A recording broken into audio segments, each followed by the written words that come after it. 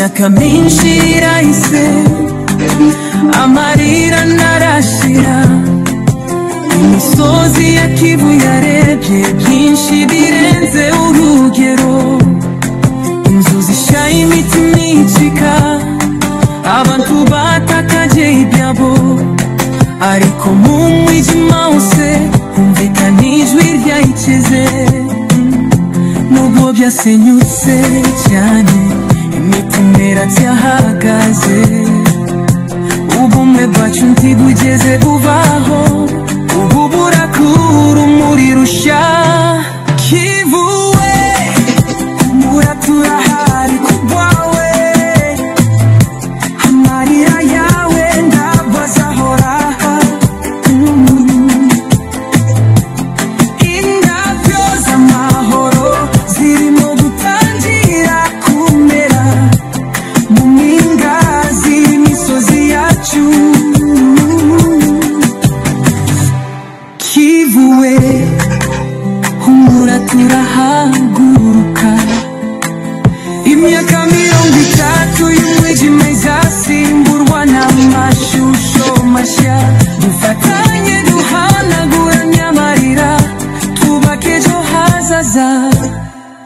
Hari abagiye batadusezeye, hari abataragarutse, hari ibikomere bitagaragara biremereye, ariko buri munsi uzana umucyo mushya, buri mwana uzabukira kwiga ibitwenge biziha intambara.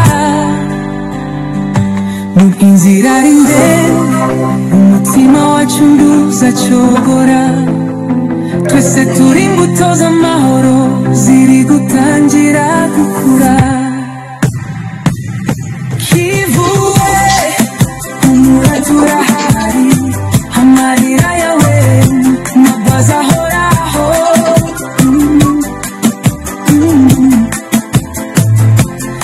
Indabyo z'amahoro zirimo gutangira kumera mu mpinga z'imisozi yacu.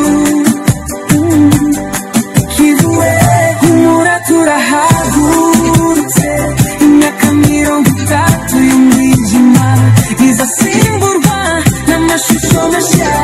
Dufatanye duhanaguranye amarira, twubake ejo hazaza. Twese twarahombye, twarababaye, ariko ntitwatsinzwe. Uko imvura igwa ku misozi, niko n'amavuta y'ihumura dusigwa. Amahoro turi kuyubaka buhoro buhoro, twiyubaka, twiyunga, twongera guseka. Kivu turahagurutse, inzozi zawe ntizapfuye.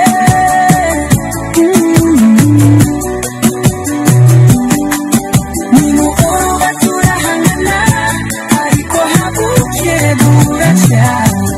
Kivu we, turagukunda, tuzakurwanira kugeza ku mahoro.